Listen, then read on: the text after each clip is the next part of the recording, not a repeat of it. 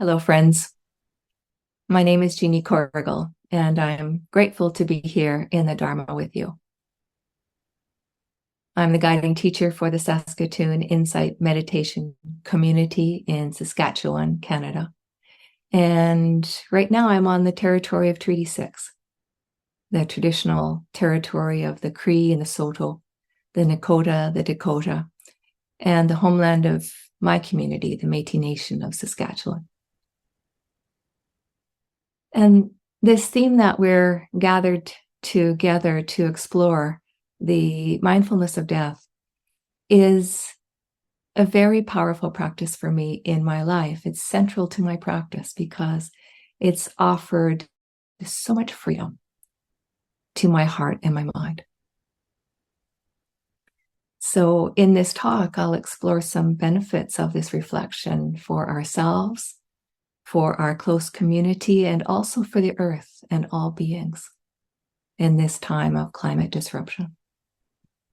And I'll offer a lot of practices that you can use to turn to this contemplation.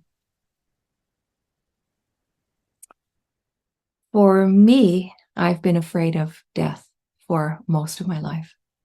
I had nightmares as a child, and until about 5 years ago, whenever I thought about, contemplated it, talked about death, I would just burst into tears.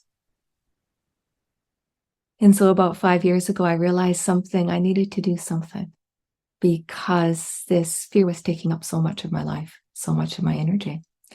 And so I invited 4 Dharma friends to gather and just talk together about what was present for us about death in our lives at that time. And sure enough, I burst into tears. But in the time we've continued meeting, and over the years, I've noticed significant shifts in just having turned gently in this way to allowing death, to befriending it in a way.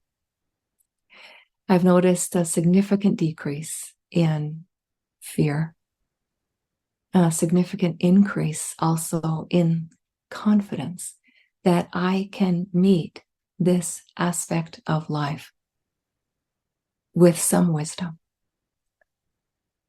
And thirdly, I've noticed an increase in my capacity to be fully engaged wholeheartedly in this moment, wholeheartedly in love with this life. And so I want to offer 12 practices to you, and I'm going to offer them in groups. And so the first 5 practices I want to offer are practices of initial turning, things that help us, practices that help us turn gently, softly, initially to Maranasati, mindfulness of death. The first one is a practice that you will be familiar with, but in this context, it's powerful to intentionally bring in our anchor practice, is settling in just now as I'm talking to the body and the breath.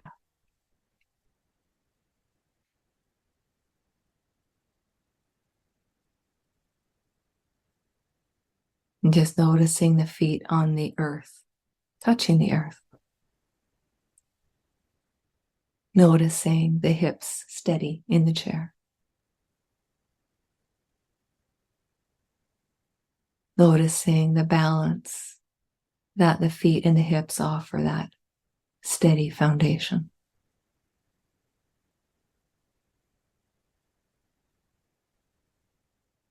Noticing that you can rest back and just receive the sensations of the body and the breath that help you know you're here now.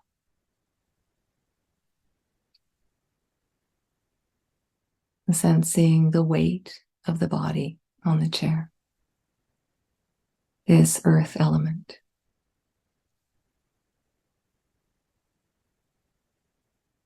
In a way, we're touching the earth element, and asking for help.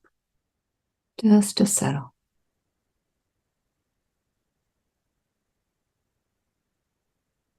Noticing the aspects of this body and breath that are steadying for you.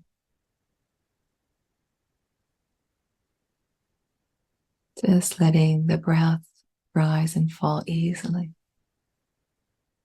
Noticing that it needs no effort.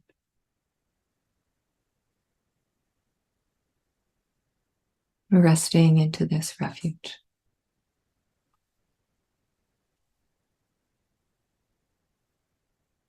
And so this is a place you can touch the earth in this way. Tune in to the anchor, to the body and the breath. Anytime during this talk, or anytime in daily life, or any time, of course, that you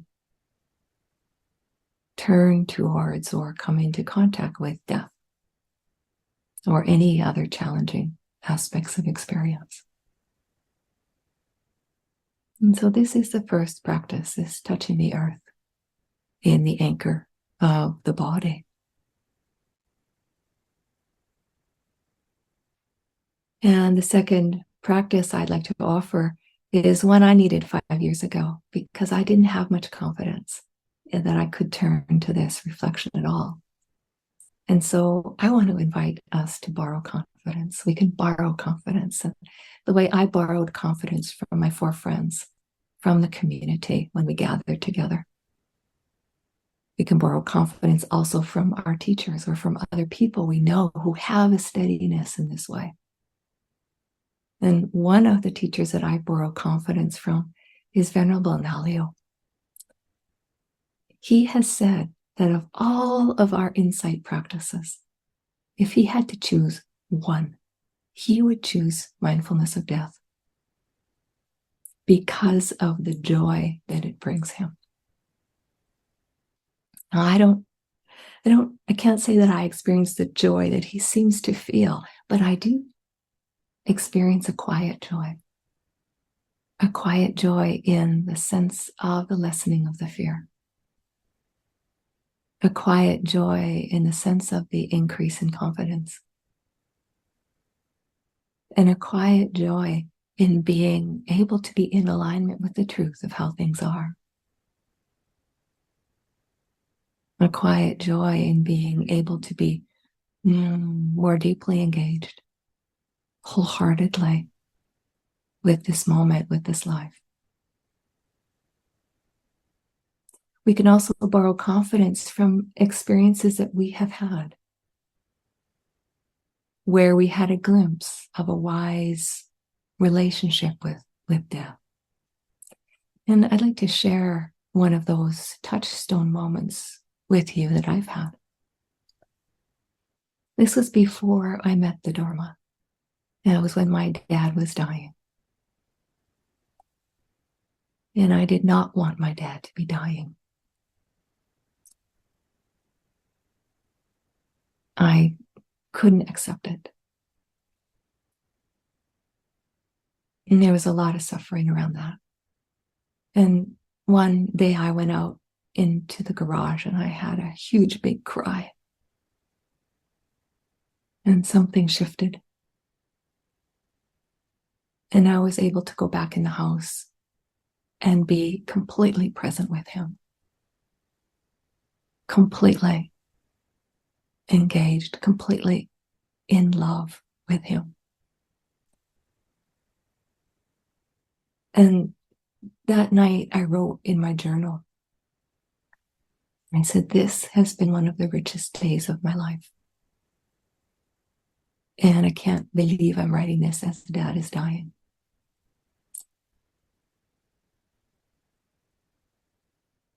And I also wrote, and this was before I knew the vocabulary that we kind of use in the Buddhist language. I wrote, there's pain here, but there's no suffering. And so I wasn't in denial of what was happening, but it was so clear to me. I could be so fully with the pain and there was no suffering. And so later when I met the Dharma and I met that vocabulary, I realized that that experience was a real insight into what this intentional practice can incline our minds toward. And so that memory gives me a lot of confidence in this practice, gives me a lot of confidence that it's possible to turn towards this, towards death, with confidence and with a great deal of engagement and love. And so that's the second practice I wanted to offer, this practice of borrowing confidence. The third practice I want to offer is a practice of lightness, like having a light touch.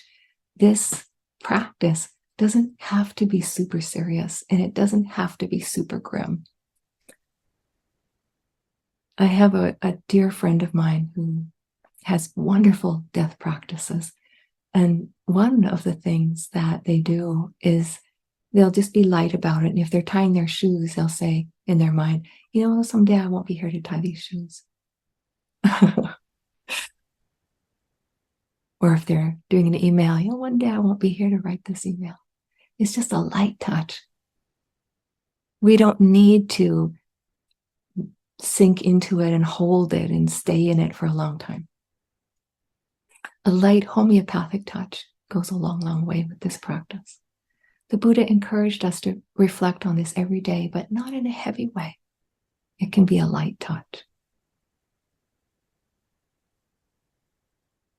The fourth practice I would like to offer is what I call the of course practice. And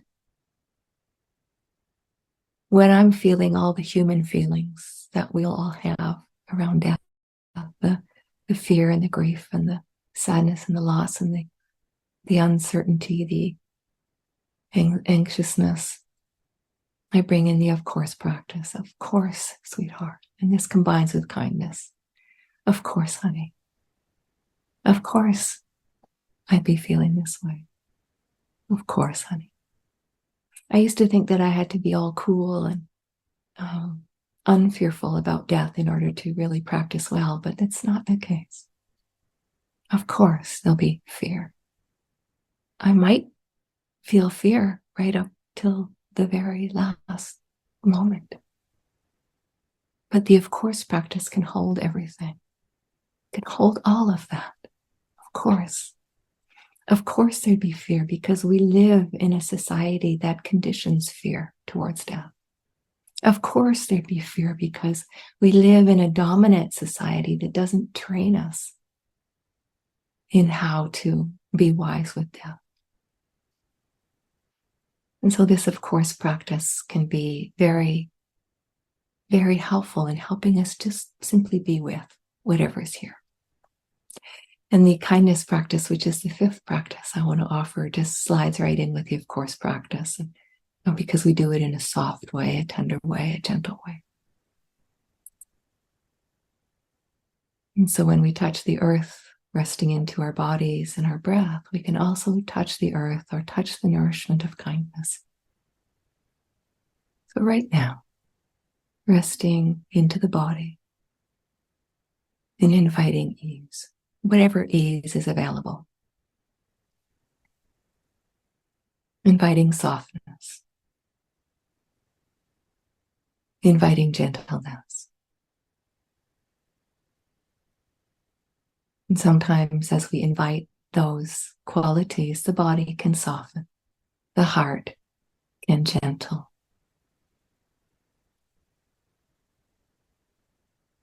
And we can also hold with gentleness whatever is here. So these 5 practices, friends, are my offering to you as a way of initially turning, as supporting yourself to turn initially to this contemplation, this mindfulness of death, calling on your anchor as you need it, touching the earth of this earth body, steady, borrowing confidence, bringing a light touch, not thinking we need to be grim, serious, and deep in this all the time. the of course practice, and kindness. And the next practices, or maybe I'll say this first, these last two practices, these of course practice and kindness, really support me in an aspiration that I have for my time of death. I have an aspiration to try as best I can to meet whatever is happening with an open, kind heart. And of course, we can't in any way control what's in our mind and heart at that time. We can't control the time of our death. Of course, we can't control how it is we die or how it is this body dies. But we can definitely prepare the mind and heart so that these wholesome qualities have as much a chance as possible to be present at that time as possible. And so this aspiration leads me into the next set of 5 practices. And these are practices which dive more deeply into death contemplation. And the first invitation is to think into what, or feel into what would be an aspiration for you to have in your mind and heart at the time of your death. What qualities would you like to be there? When we have an aspiration like this, there's 2 benefits to it. One is that we can begin to think or feel into, is it possible to have some intention, some influence at that time? Often we feel helpless in that time. But having an aspiration in this direction helps us to know we can, in a way, train our hearts and minds, support our hearts and minds at that time. And then if we have an aspiration for that time, that dying time, it can support our practice in this moment. So if I want to cultivate that aspiration, it means cultivating it now. And so we can have the benefit of these qualities now in our life. So what would you aspire for in your dying time?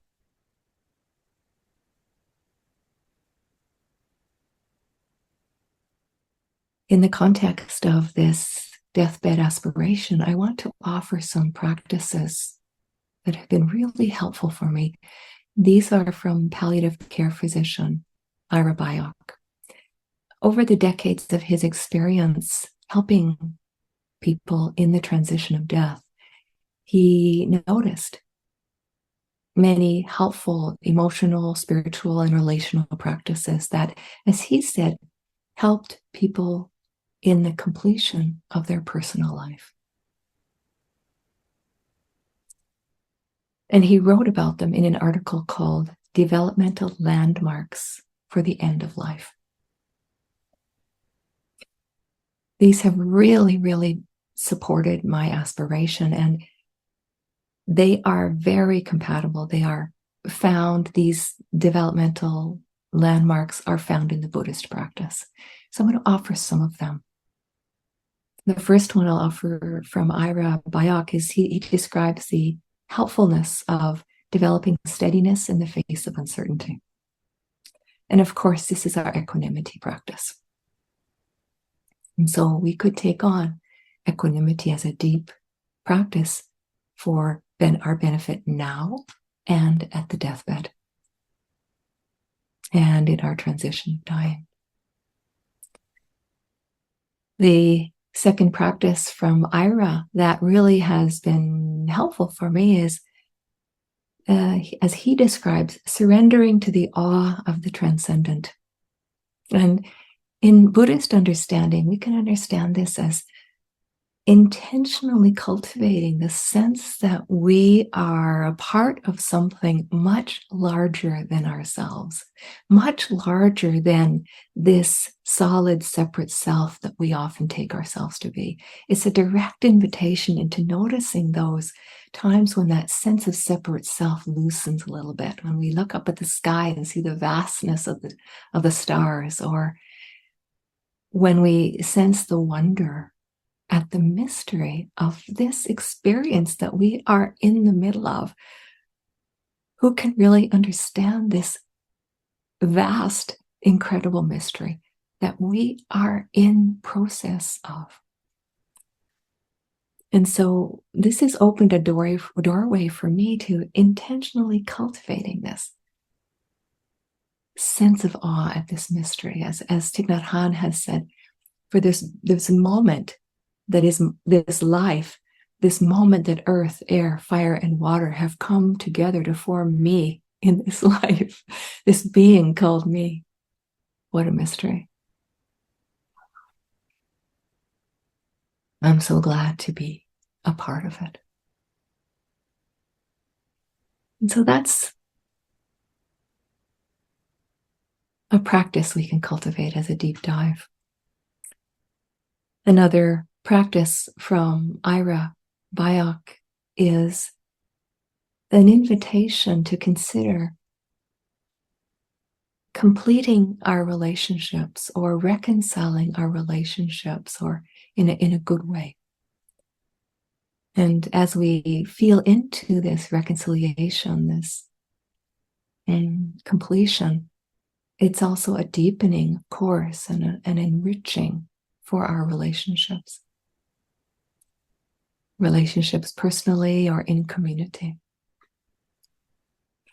And he has written a book called The Four Most Important Things. These are the four most important things we could say to each other, to our loved ones. They're four short phrases, and I'm going to offer them. And as I do that, just see if any of them resonate for you in any way as a call to your heart, or as an invitation that you might feel has some kind of resonance for you.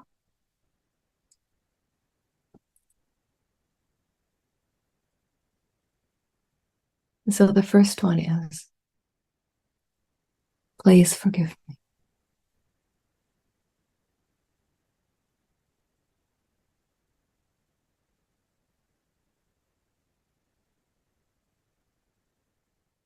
The second one is, I forgive you.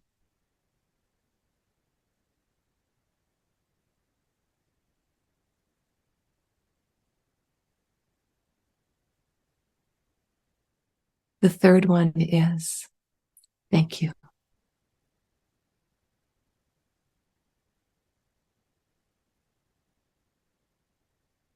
And the fourth one is, I love you.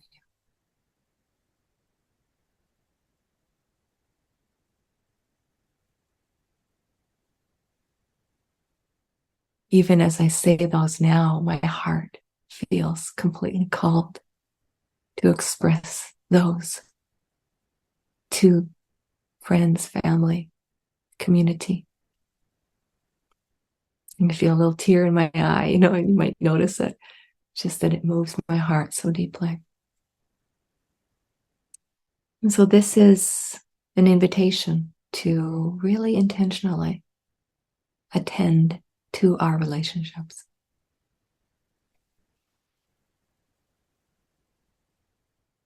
The fifth practice in this deep dive offering or invitation is also from Ira Byock, but also from the Buddha. And that is to really sense in to a sense of appreciation, deep appreciation for ourselves and our own goodness. And friends, had I died 3-4 years ago, I know where my mind would have gone. It would not have gone to self-appreciation would not have gone to a sense of my own goodness. It would have gone to deep self-judgment, self-hatred even, recrimination, regret, loss, regret, and deep regret. And so when I met this teaching years ago, I took it seriously. Because, friends, I don't want to be in that state, in those qualities on my deathbed. And this is a very, very important practice for the Buddha. In a beautiful sutta with Assaji, the Buddha goes to a monk, Assaji's bedside when he's very, very ill, close to death. And the Buddha asks Assaji 2 questions. First, he asks, how is your physical being, Assaji? Are you in much pain? And I can just imagine the deep compassion with which the Buddha would have asked that. And Assaji told him. And then the Buddha asked, secondly, Assaji, how is your heart with your sila? And sila is your sense of harmonious relationships, your ethics, your virtue. How is your sila? Can you rest in your good sila? This is a question the Buddha asked on the deathbed. Can your mind and heart be at peace, at ease? Can it rest in deep satisfaction with your life? This is a deep invitation. And this is not just a deathbed contemplation from the Buddha. The Buddha invites us to reflect on our goodness in every day, and in fact, in every activity. I'm going to read from a sutta, the Mahanama Sutta. This is the Buddha's guidance to Mahanama, who is a householder in a busy household. He says, Mahanama, you should develop the recollection of your virtue while you are walking, while you are standing, while you are sitting, while you are lying down, while you are busy at work, and while you are resting in your home crowded with children. In other words, all the time. And the Buddha is not inviting this as an egotistical reflection, not a reflection to say, look how good I am. This is an invitation into non-clinging, into deep satisfaction with our lives, and into liberation.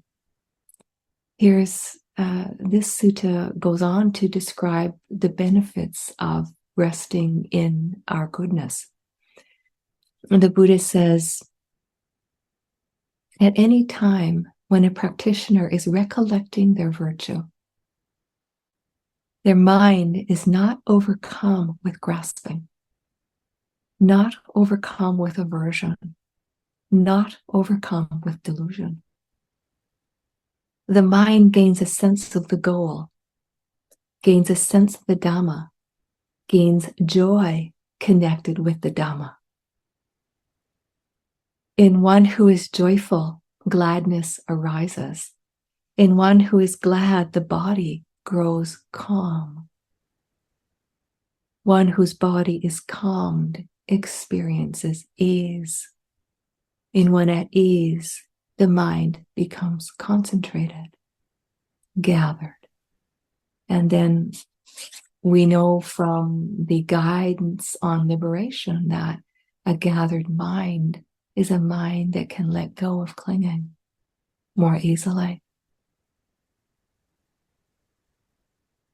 And we're going to need that at the time of our dying. And so, friends, this is a profound invitation for our dying time and our time now to rest into our goodness, to gain a sense of the Dhamma, gain a sense of the goal. What that means is gain a glimpse of liberation, a glimpse of letting go, a glimpse of freedom in the mind and the heart.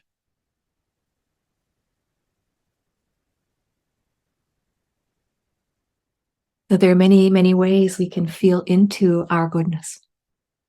And one of the ways we can feel in is through kindness. It's one of the ways we cultivate generosity, we cultivate harmonious relationships with others, we offer our goodness to the world.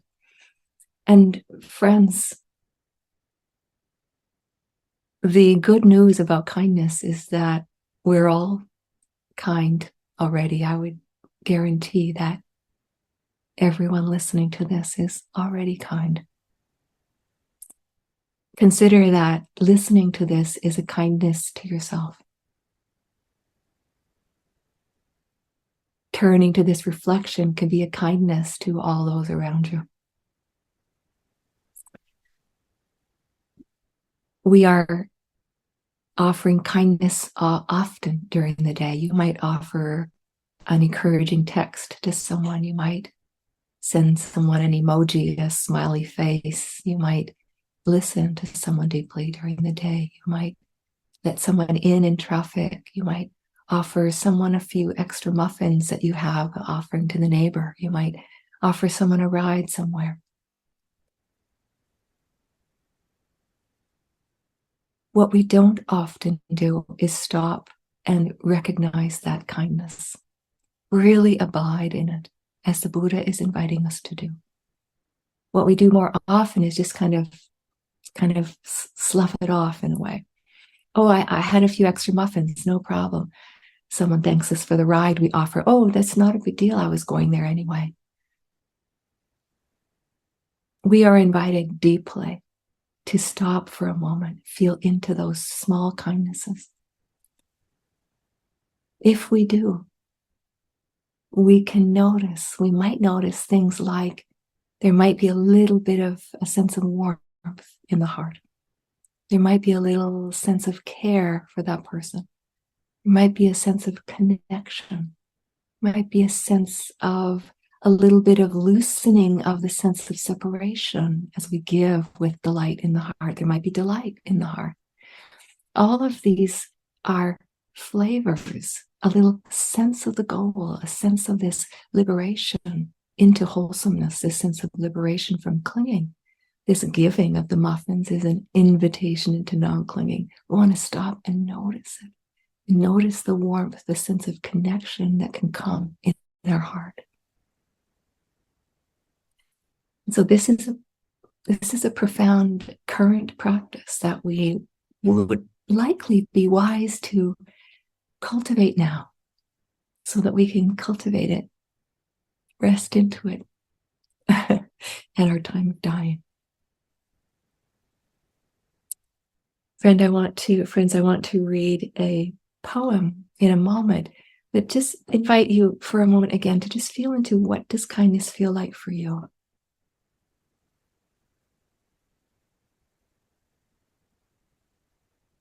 This goodness in your own heart. I want to read a poem from a book called The First Free Women by Maddie Weingast. It's a collection of original poems inspired by the Enlightenment poems of the Theravadan early Buddhist nuns. And this is a poem which speaks to me about kindness, how it can be a refuge in this moment and also on our deathbed. It's called Grama Sumana. I want to thank Maddie Weingast for this poem. After all those years of looking after others, this old heart has finally learned to look after itself. Each act of kindness, a stitch in this warm blanket that now covers me while I sleep. And so, friends, these deep dive practices, consider having feeling into an aspiration for what you would like to support in your mind and heart at your dying time. Feel into equanimity as a profound practice. Cultivate an awe at the mystery that we're involved in here. Consider completion of your relationships in a good way. And cultivate a sense of appreciation for yourself, a sense of your own deep goodness as an invitation to satisfaction, non-clinging, and liberation. And I want to offer one more practice. This is both from Ira Byock and also from the Buddhist practice. And this is the practice of making meaning of our life. Ira Byock invites us to consider, how would we tell our life story in a way that would make meaning? And I used to think that this was about what I had accomplished in life. But I asked Thanissaro Bhikkhu about this one day. I asked him, what's the meaning of life? What's the purpose of life? And he knew that I was asking about what's my purpose? What's my meaning? He was so he gave me a very kind response. He said, if you think that you want to leave a legacy behind, be really careful with that, because that can bring suffering. But we can think about purpose and meaning in life as the cultivation of inner qualities that we can offer the world. This can be offered in every moment. And this completely changed how I feel about meaning in life and purpose in life. And so now, if I were to tell my life story, it would be about the moments where I grew in the capacity to love, to care, to offer wholesomeness in the world. And I would have a lot of those moments, friends, because I have had a lot of constriction and a lot of fear and a lot of reactivity in my life. So the moments where I grew out of that into love, into a deeper sense of the heart qualities, into deeper wisdom are many. But this is how I would tell my life story now. Friends, how would you tell yours?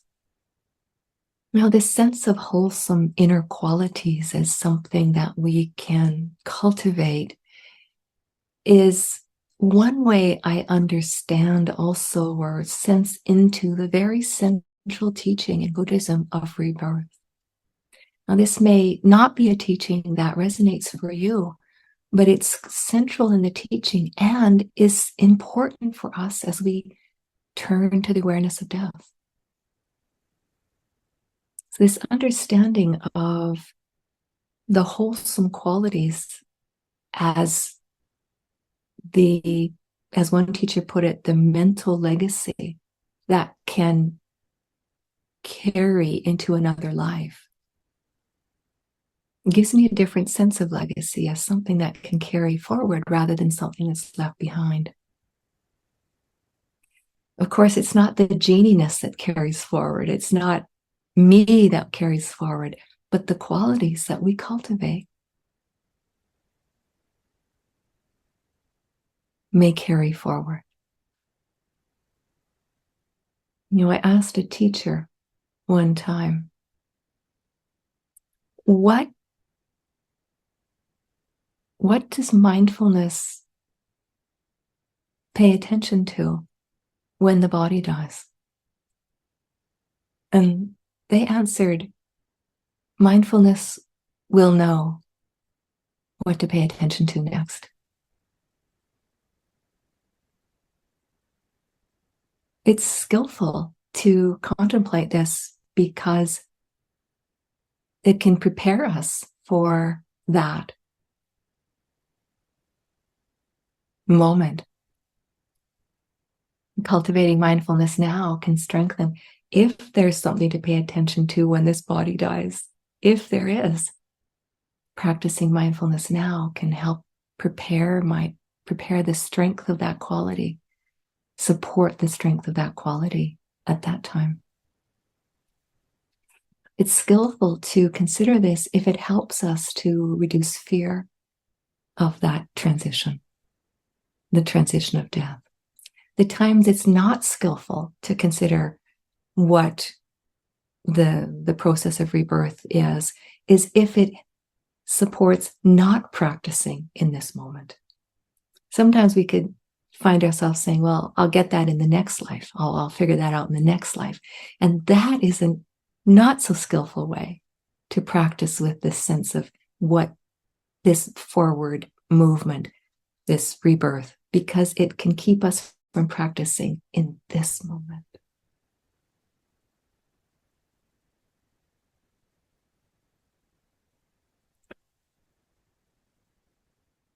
And so, friends, I want to offer a summary of what I've offered with the practices, and then offer one final reflection. And so the initial practice is of turning towards this awareness, of turning to an anchor, touching the earth of this earth body, borrowing confidence, bringing a light touch, the of course practice, and kindness practice. And then the deep dive practices of considering what's your aspiration for your death, your dying time. What would you like to have in the mind and the heart? The practice of equanimity, the practice of cultivating awe at this mystery that we're a part of, considering completion of relationships, appreciating ourselves and our goodness, and making meaning. And the last reflection that I'd like to offer is that as we become steadier with mindfulness of death, we can meet other very challenging aspects of this life with less fear, more confidence, and more capacity for deep engagement. One of these areas that affects all of us is the climate disruption.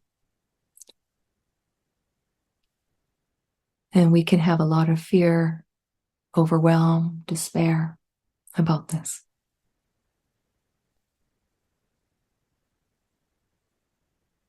So just right now, settling into the anchor. Feeling the feet on the earth, hips in the chair. The balance and steadiness of the foundation of the posture, feet and hips. Feeling the weight of this earth body here on the chair. And just staying a little bit connected to that as I just offer a few more thoughts. That climate disruption is connected with death awareness intimately because it brings us into intimate and close and direct connection with death. The death of species, the death of our more than human relations, relatives, the death of habitat, the displacement and death of human beings.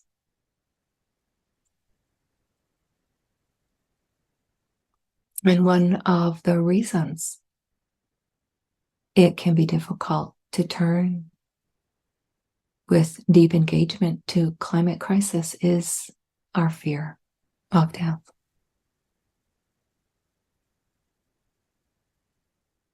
And so the invitation is to let any benefits that you receive from contemplation of death also be a benefit for all beings. In the Maranasati Sutta, the Mindfulness of Death Sutta, the Buddha said that mindfulness of death, when developed and pursued, is of great fruit, great benefit.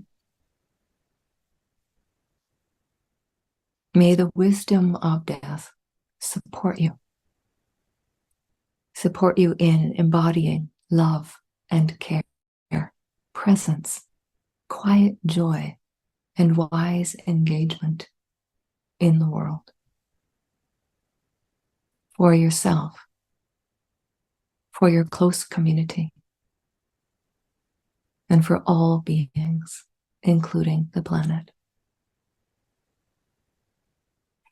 May it, as climate activist Stan Rushworth says, support you in loving the earth with your whole heart. And may it support you, as Venerable Analayo says, to wholeheartedly embody that which would heal the world.